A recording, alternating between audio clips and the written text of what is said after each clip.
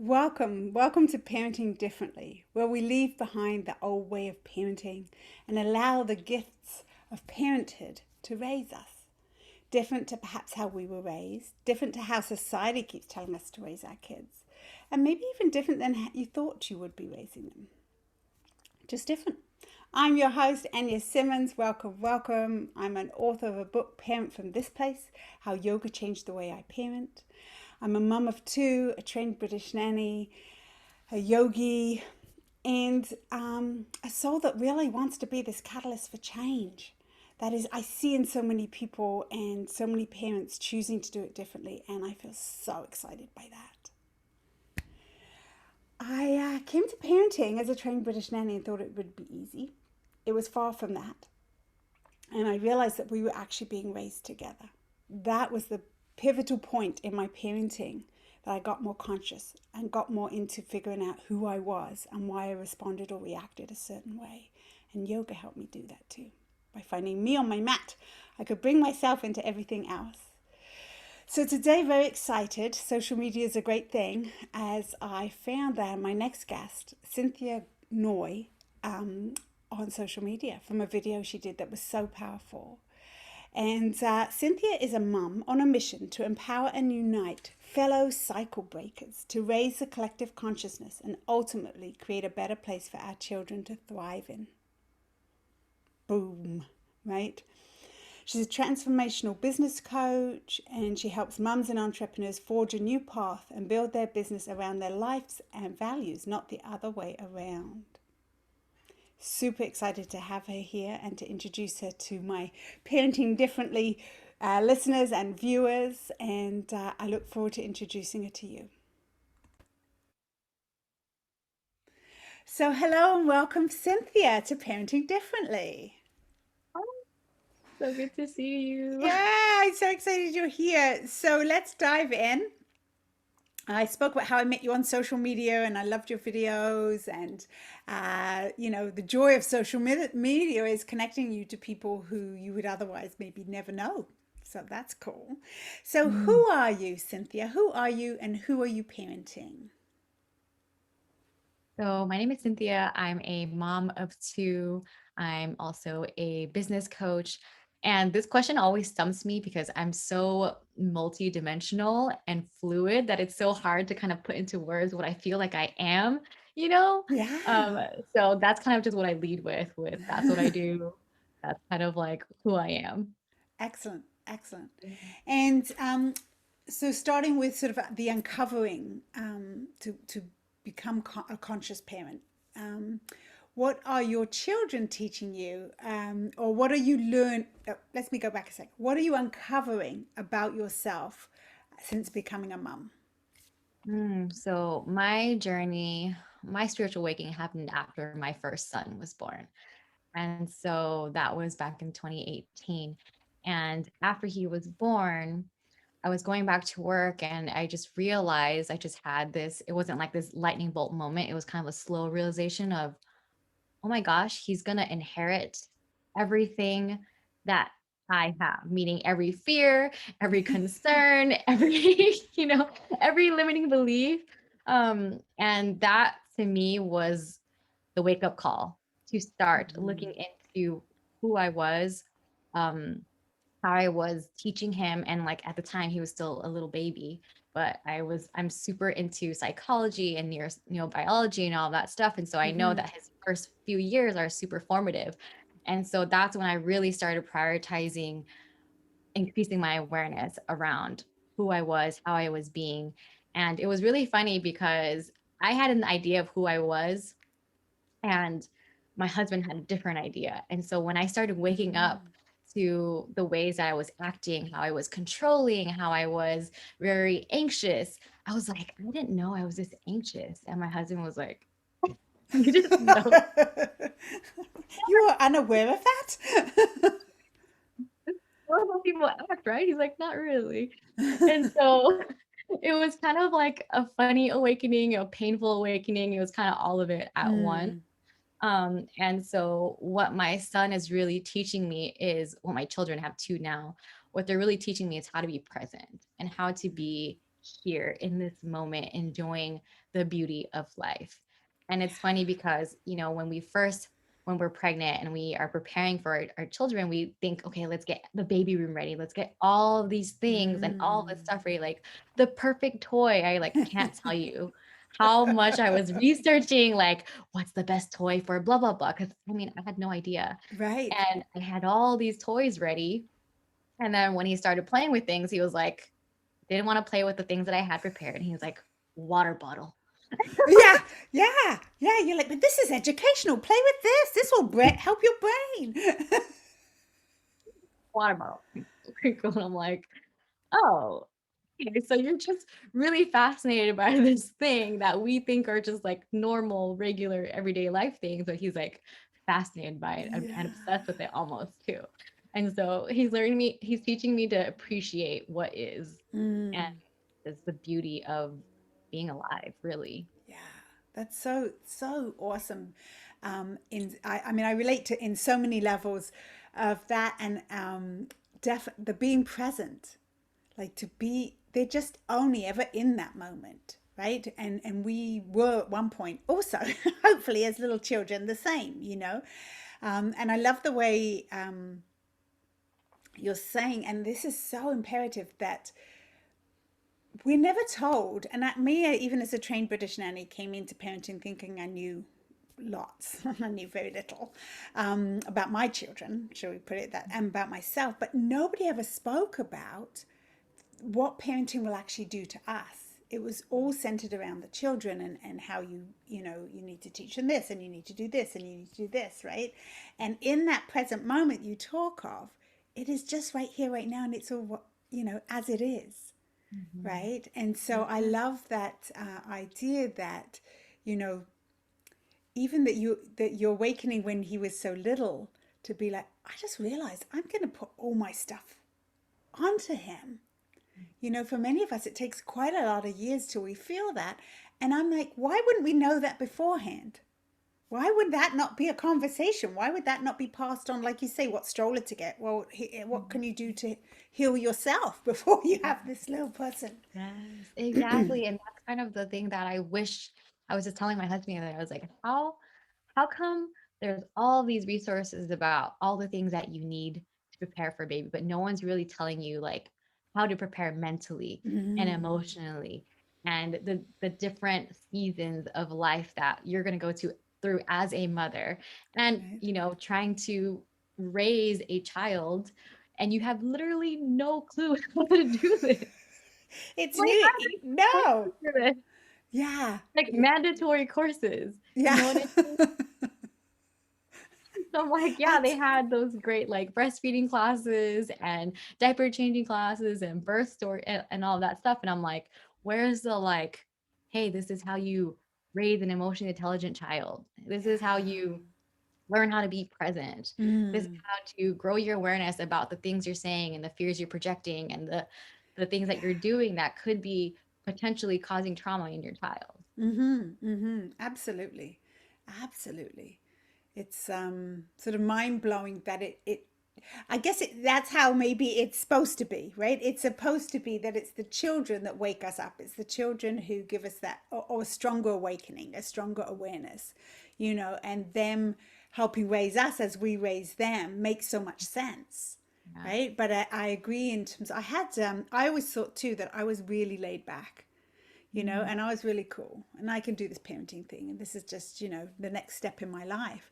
And I just was so unprepared, first for how individual the children were. And I had nannied many families, so I had seen the difference in children, but I was able to set boundaries and rules. All this is what we're all going to do. This is how we're all going to Mhm. do it, right? And then I see my little boy, and I'm like, oh, it's actually that's not work. I'm putting that on him, and that's not working for him, for his personality, for who he is. Yeah, they're so individual and they're so different. And I'm noticing this now with my two children, one's 3 and one's 1. And like I was like, okay, well, this is the second time around. I kind of know what I'm doing. Yeah. I'm like, I can try the same things. And no, they just have very different personalities and they Yeah. have very different interests. And it's just beautiful to see, to be able to be in a consciousness where I can honor their uniqueness instead of trying to compare them or enforce certain milestones. Um, it's definitely something that I am constantly working on to, break Yeah, away yeah, from those ways of being and those patterns that I practiced for so long. yeah, Um, so it's really just refreshing to me to hear that there are other people out there like us who are doing the yeah, work, who are working fervently to be, advocates yeah. for their children and letting them. And I think the thing that kind of always like resonate with me was when I heard Dr. Shafali say, our children aren't here. They're not like clay for us to be molded. They came with a certain signature, a certain soul assignment, and their own personal likes. And my job as a parent isn't to mold them, it's more to allow them to just be who Yes. they came here to be. Yeah. And that Yeah. requires us to do a lot of hard work of unlearning what Sure. parenting is. Absolutely. Yeah. Absolutely. Yeah. She really opened my eyes to the whole conscious parenting, but what it really means, right? So for some of that, like that can be obviously, and I felt it many times when my kids were younger, very overwhelming to have that full responsibility on me, And then I realized, and through her work and some other people, that actually, if I really believe that, I can lean back a little bit. I can ease off a little bit the control or the fear because we're a partnership in this. This is if I believe this is their right? This is their path. I don't have to save them. I don't have to fix them. I don't have to jump in and make life just for happiness. I can, and that felt like a big weight off my shoulders because I really believed it was only me that could save them, that could fix them, that could have them live a good happy life. I thought it was fully on me, and it was just like, hey, Miss Ego, not on you at all. You're just her space holder. Well, yeah, that, and like I think we're so used to be the person who carries on that mental load, right? Everything is Mm. my responsibility. Like I'm in charge of creating this successful life for this child and for myself and for my family. And we take on so much thinking that like no one else can do it. And we lose sight that our children are actually really intelligent beings already. And instead, we treat them like they know nothing. They know nothing about this material plane and this material world. Yeah. That might be true, but they know so much more. Yeah, yeah, they do really know if they like this or don't like that. And maybe it changes every day, but that day, whether it's a strive for independence, whether it's a strive for having a voice, they do know. They do know those things. So Cynthia, what are you doing differently to how you were raised? Good question. So, first of all, I want to say that I just have deep reverence for what my parents went through and how they, like their life, I still don't know every detail, but they were survivors of the Cambodian genocide. And they've lived through many layers of trauma of escaping that and then coming to America and having to survive and having to work multiple jobs to, feed the family and keep a roof over our heads. And so I really kind of respect what they went through, and I did have a season of resentment and bitterness because they were so busy with those things. A lot of my needs, my emotional and mental needs, went unmet. Right. And Okay. so a lot of it was more about making sure I ate and making sure I was clean and had all of those basic needs that Right. I really wasn't nurtured emotionally, Mm-hmm. and learned very quickly that being obedient and following the rules made things easier for other people. And in my mind, I equated that to love. And Okay. so in my work with my children, what I'm doing differently is really giving them that space to explore their emotions, to feel their Mm-hmm. emotions, to validate them, to let them know that they're normal, to provide them with tools to navigate those things, the hard times in life, because hard times are Yeah. inevitable in this lifetime. And so much about just they were born worthy of love and belonging. Mm. And instead of praising them for what they do, loving them for who they are and speaking those words into existence. And a big part of that is because my love language is words of affirmation. And growing up in Asian culture, and I'm sure many other cultures too, like speaking words of affection and all of that wasn't really the norm. And Mm-hmm. so I make sure to say it to him every single day. It's say it to them, kind of express physically and verbally Mm-hmm. that I just love and enjoy them for who they are. Right. Right. It's powerful. That's powerful. That's the change, right? That's the what we need to be doing differently. And it's yeah, it's never about throwing the blame at previous generations or whatever. It's not about that, right? It's just because I mean, I grew up, I'm British. You probably can hear it a bit in the voice, but I feel it's faded, but people are telling me it's not. But it's just, we were so concerned about being polite all the time and not, don't say something if it's not polite. Don't always be nice, be nice, be nice, right? And that gets ingrained in you. And when you're not nice, there comes the shame and the guilt, right?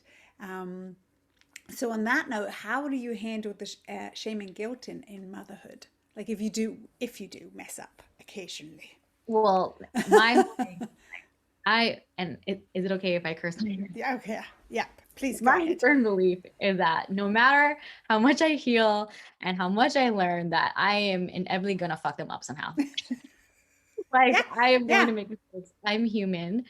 And the way that I work through that is really just allowing myself to see it for what it is. What need of his or theirs was not met, what need of mine was Mm, not met. mm-hmm, And then taking that time to ask myself, like, how would I want to be treated in this moment? And how can I apologize in a way that is really honoring what happened instead of feeling bad or judging myself for feeling a certain way? mm-hmm. Um, and so that honestly required a lot of practice Right. Yeah. because just for a lot of us, having big emotions, being loud, angry, having rage, or not sharing was Mm-hmm. always frowned upon, if not Right. punished, right? Right. Right. And so, yeah. And Yeah. so a lot of it is just really allowing ourselves to make mistakes. And I want Mm-hmm. him to see me make mistakes. I want Yeah. them to see me make mistakes and really know that this is a part of life. It's a part of being a Mm-hmm. human. You're meant to Mm-hmm. make mistakes, you're meant to fail, you're meant to stumble and fall. And it's more about how do you navigate through those Yeah. things. Yeah. Yeah. That's important. I agree. I agree with that so much so that it's this perfection is not what we're achieving. We're people, right? And punish someone because they were angry. And I grew up with a lot of anger, and it wasn't. It actually came through even stronger. I thought I was just fire because I'm Leo, and it came through stronger when my kids were little and when they would be naturally defiant, naturally not do as I'm told, naturally need more than I can give. It would spark this anger. And, you'd look into their little eyes and it would be like, what on earth? What am I doing? And I didn't at that time really have the tools or the awareness to heal myself through that or be kind to myself and be like, no wonder you're so sleep deprived. No wonder it's okay. That kind of feel. And I Mm. think on top of that too is the idea that big emotions are real. Like that's what makes us human. And it's you say like it's how do you navigate that, and for them to realize like, hey, I mean, I don't think I even ever really learned to apologize until I had kids, because I knew it was so important and it felt so vulnerable for me to show up that, oh my god, Mm. I have to, I know I have to, and I'd feel it all in my throat. Oh, I can't apologize, and just really out my comfort zone to be able to say I really messed up, and Mhm. not messed up because no, I messed up. That's not how mummy should be. That's not how mummy should speak. That's not, and that's them raising me up, going, hey, lady, you know. Really, I went through a very similar thing of saying sorry felt so foreign, Mm, awkward, and yeah, weird. yeah. And being able to get into that energy of actually acknowledging my own flaws Mm, and letting them like witness that it is really vulnerable. Yeah. you know. And a lot of the times, well, my parents, at least, they very much kept their emotions to themselves a Mm-hmm. lot. If there was something wrong, they wouldn't share it with me. Right. I know it was out of protection. They thought they were doing what was best. But then I then learned that having emotions wasn't normal. And so I was labeled the Right. crybaby, the emotional one, Yeah. and the shy Yeah. one. So I really wanted to, with them, to let them know that what they're feeling is normal and okay. Because Mm. what happens when you bottle up those emotions or you numb those emotions is you also numb the capacity for joy, and you numb the Yes. capacity for the light. And it's, and one of my good friends always says pain is never without purpose. Oh. And so Yeah. I, when I was parenting, I was realized I was trying to protect them from experiencing pain Mm. and protect them from, getting hurt and danger and all of that stuff. And I was like, I mean, of course, protect them from danger, Oh yeah, yes. no, but you're talking like, yeah, we're talking what's danger, we're talking real danger. Of course you're going to protect. Yes, No, go exactly. ahead, touch the stove, see how that feels. Right. But protecting them from every single possible um accident or trauma that can happen is just, it's also depriving them of that learning experience and that um part of being human. And it's coming from, I mean, I'm saying that because I've been totally been there. It's all fear. It's all fear and anxiety of me being like, oh my God, I can't handle if you get hurt. I can't handle bad things happening to you.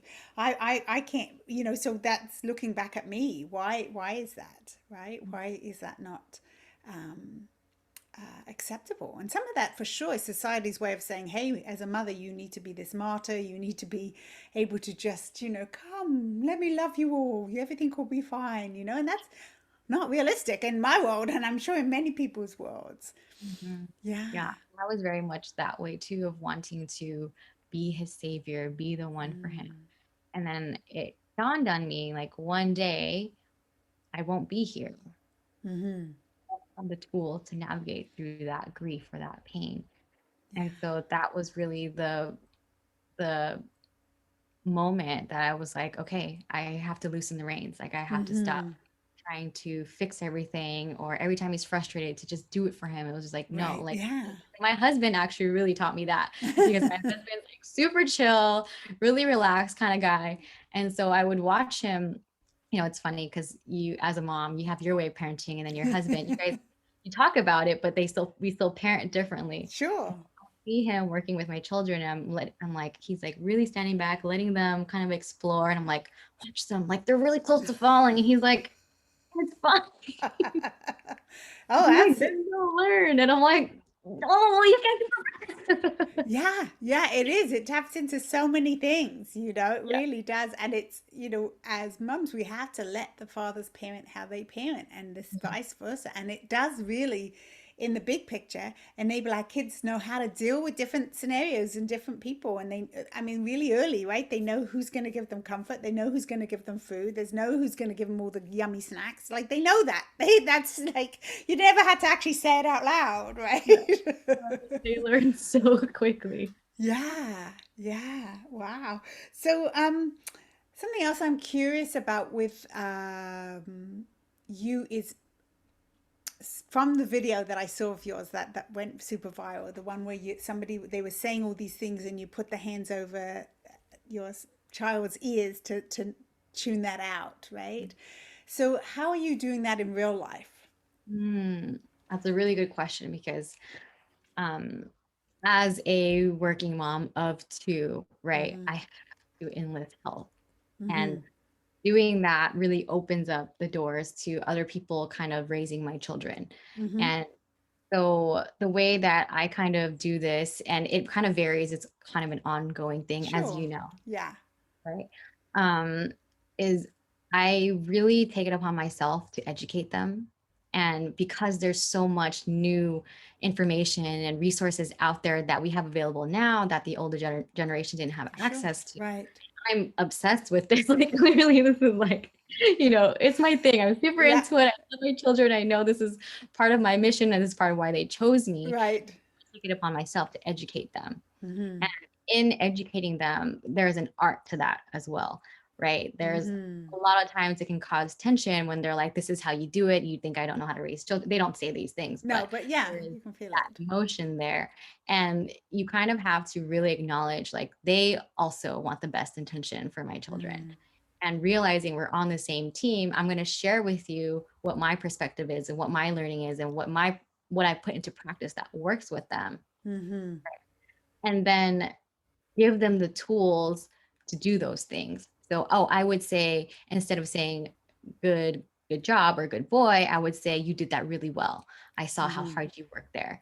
And the I think the biggest part of this though is almost expecting that they're not going to take your advice and they're not going to Mm. do what you want them to do, Okay. but having that voice and that confidence to not correct them, but model for them what is the Mm-hmm. way to do this thing, Yeah. right? Because I know how hard it is to change. Yeah. Oh When you're yeah. in a habit, Yeah. and the only person that you can change is yourself. It I is. cannot Yeah. be responsible for expecting other people to change. And so instead of expecting them to, I just provide the space for my child, and I trust that my child will always listen to me. My connection with them Mm-hmm. is always going to be the most resounding one that he remembers. Right. Yeah, no, absolutely. I agree. I think they do. And well, I know they do because I have two who grown now.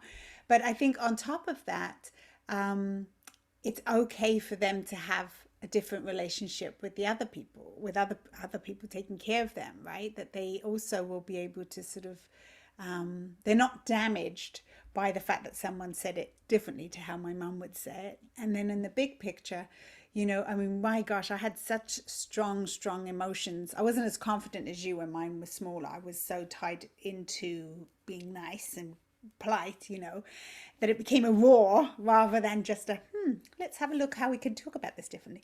And Well, the first, coach. I had that season, so Okay. don't get me wrong. I had that season of like, no, they're never watching the children again. Yes, yes. Oh my gosh. Yeah. And kids, no, I mean, we were really had a big issue with my in-laws. It was a different culture to mine, and it was definitely yeah, their idea of how to, they didn't even make my kids didn't need to say thank you there. They could snatch, they could grab, they could, everyone just was like, oh, you're just so amazing. And although some of that you go, that's kind of nice that they have a place where everybody says they're amazing, like in a sense. But we used to always say to my kids, and they very rarely slept over when they were small because for me it was just too scary. And we would always say, whenever you're at your nonna's, you do not take any tablets. Now, it sounds like such a silly thing. She's not a drug pusher or anything like this, but she is quick to offer you, oh, you have something. Oh, here I have. And the label, we can't read the labels don't make sense. And it's so funny because it's such a silly reason, but as they got older, that was just the rule. If you go there, do not, if she offers you, you may not even take a headache tablet, nothing, right? And it was so funny because once they were there, and my son, who was then, is older than my daughter, was leading the way. And she said, oh, here, you must take these every morning. And she gives them both something. And he's gone, no, we can't. We're not going to take this. And she goes, no, this is good. It's a vitamin. It's good for you or whatever. And he said he was really thinking I shouldn't, but he felt bad.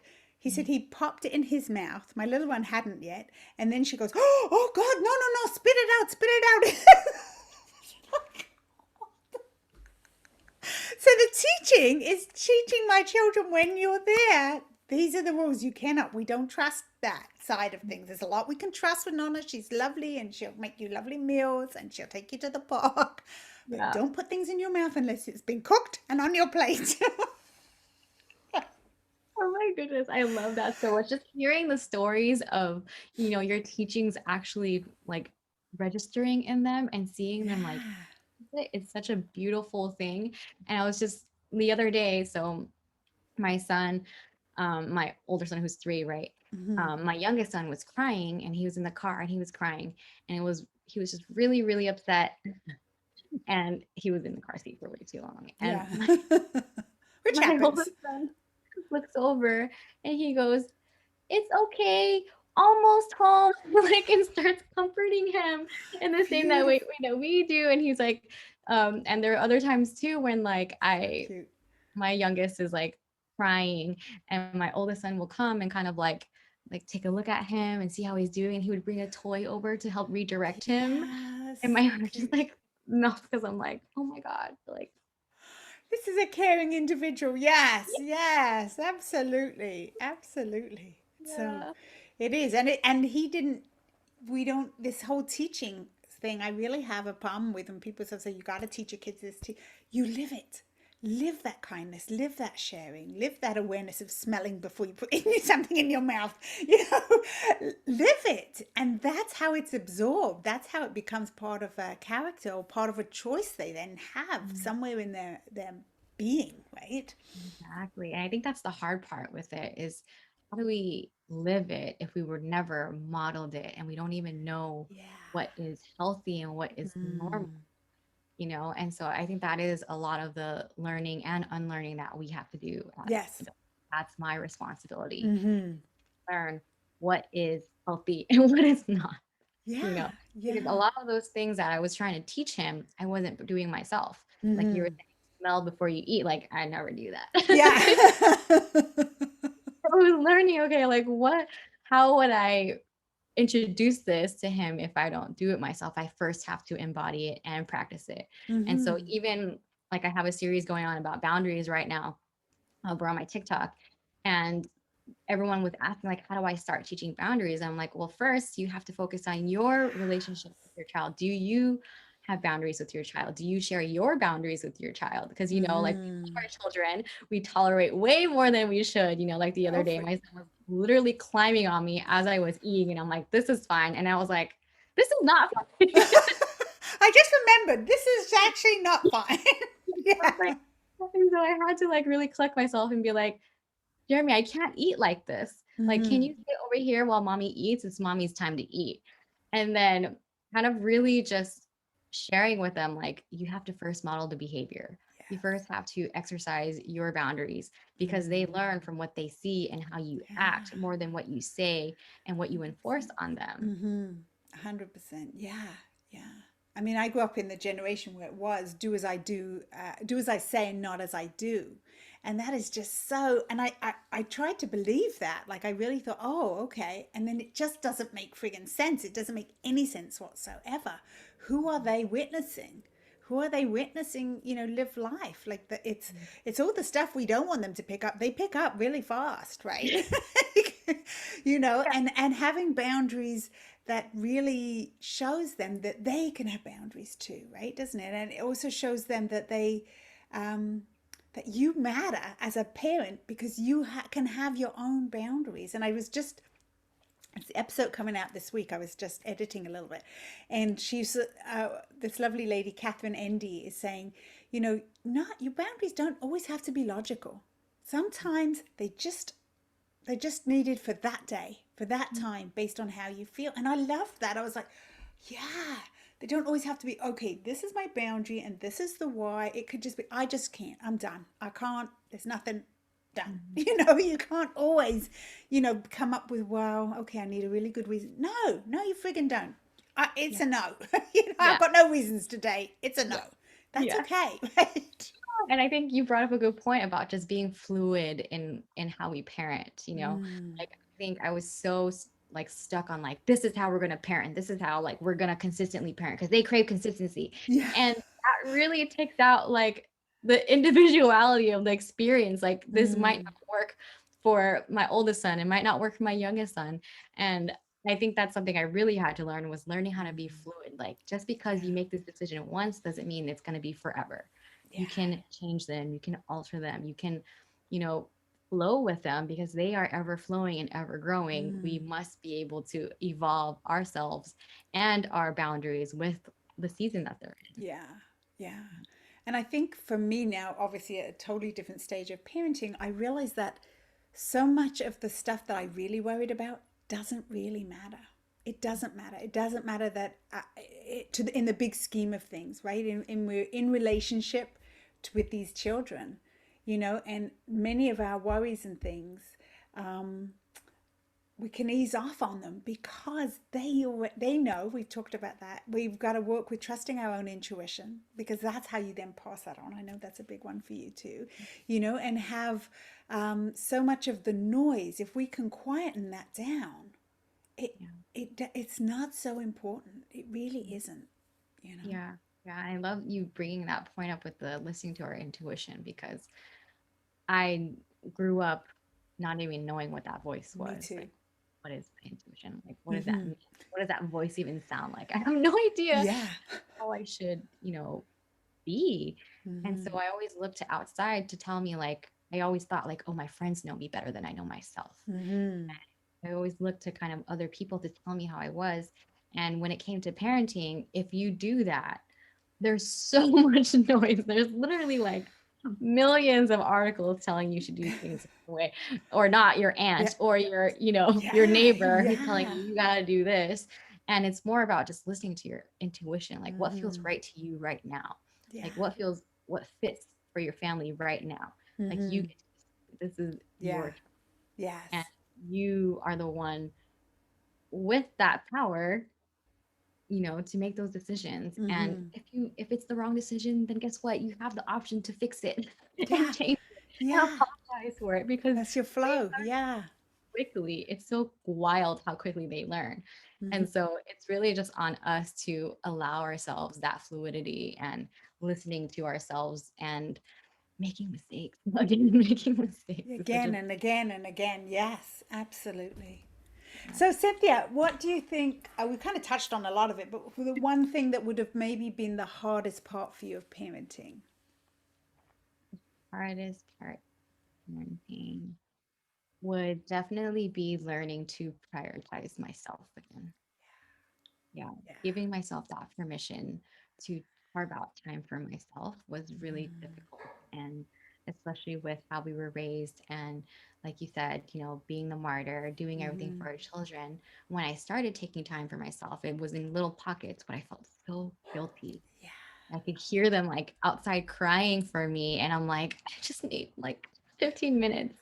And Yeah. so that was the one of the most difficult parts, was letting myself be my own human again and loving Mm. myself in whatever season I was in. That's beautiful. That's really beautiful. It is. I was quick to jump in, quick to think, okay, now they need me. And I didn't do that enough. Oh, I didn't do that at all for the longest time. And it's just imperative if you want to show up. And like we're talking about being present, trusting your intuition, you can't do that if you're all up here and constantly needed. You physically can't. That's Yeah, definitely. definitely. That was the biggest lesson, was like, I can't Mm. show up. I can't be present. I can't honor them for who they are if I'm ragged. Yeah, yeah. I'm dying inside and my mind's like a mess. And like that house is, well, my house is still wild, but Yeah, but you've let that that's go.